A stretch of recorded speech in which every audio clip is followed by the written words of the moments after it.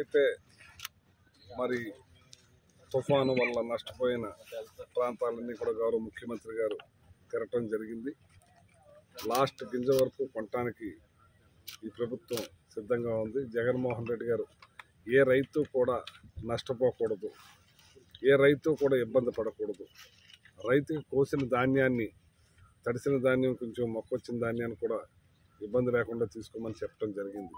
ఆ రకంగానే దేవుడి దేవల్ల ఎండ రావటం, ఆరబెట్టుకుని పంపించే కార్యక్రమం చేస్తూ ఉన్నారు.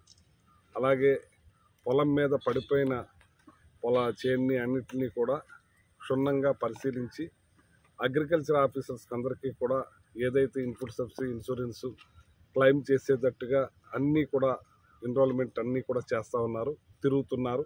చేసి తర్వాత గౌరవ ముఖ్యమంత్రి గారు దాని మీద స్పందించి మాట్లాడతారు. ఏ ఒక్క రైతుని కూడా ఇబ్బంది పడకుండా ఆదుకోవాలని దృఢనిశ్చయంతో ఉన్నారు గౌరవ ముఖ్యమంత్రి గారు. రైతులు ఎప్పుడు కూడా ఎవరో కూడా అధైర్యపడొద్దని చెప్పి తెలియజేస్తూ ఉన్నాం. ఇవాళ ఏదైతే ఆఫ్లైన్లో 1,70,000 మెట్రిక్ టన్స్ కొనటం జరిగింది. ఏదైతే టోటల్గా 5 లక్షల చిల్లరి ఆన్లైన్లోను, టోటల్గా దగ్గర 6.5 లక్ష మెట్రిక్ టన్స్ కొనటం జరిగింది. 1,150 కోట్ల రూపాయలు పేమెంట్లు చేయటం జరిగింది. ఇంకా 190 కోట్లు పేమెంటు చేయాలి. ఇవన్నీ కూడా 3 days 4 daysలోనే అమౌంట్ వేసేసే కార్యక్రమం చేస్తున్నాం. ఎంత ధాన్యాన్ని తీసుకుంటానికి సిద్ధంగా ఉన్నాం. లాస్ట్ గింజ వరకు కూడా కొంటున్నాం. ఏ రైతు కూడా అధైర్యపడొద్దని, డబ్బులు మాత్రం వెనువెంటనే వేసేలాగా చూడాలని చెప్పి గౌరవ ముఖ్యమంత్రి గారి ఆదేశాలని శిరసావహిస్తూ చక్కగా ఏ రైతుకి కూడా ఇబ్బంది లేకుండా అందరికీ కూడా పేమెంట్లు చేసే కార్యక్రమం చేస్తున్నాం. మరి గతంలో ఎప్పుడు కూడా వ్యవసాయం దండకన్నా వాళ్ళందరూ ఇప్పుడు ఇవాళ ఏదో పెద్ద మేమున్నామని చెప్పి బయలుదేరారు.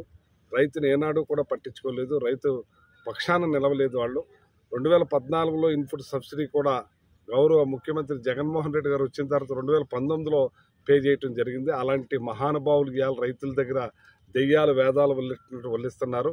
ఇవాళ రైతుని ఆదుకున్నది, రైతుకు మేలు జరగాలని, రైతుకు డైరెక్ట్ గిట్టుబాటు ధర అందించాలని, మధ్యలో దళారీ వ్యవస్థ లేకుండా చేయాలని చెప్పి గౌరవ ముఖ్యమంత్రి గారు ఎంతో పెద్ద కసరత్తు చేసి ఈ కార్యక్రమాన్ని మరి కిందకి తీసుకెళ్లే కార్యక్రమం చేశారు. రైతులందరూ కూడా హ్యాపీగా ఉన్నారు. ఈ రోజున రైతులు ఈ కష్టకాలంలో కూడా వారికి వెనుదండుగా ప్రభుత్వం అధికారులందరూ కూడా చేతోడుగా ఉండి ఎవరు కూడా అధైర్యపడకుండా ప్రతి ఒక్కరికి మరి ధాన్యాన్ని తీసుకుంటాం జరుగుతుందని చెప్పి ఈ సందర్భంగా తెలియజేస్తున్నాం.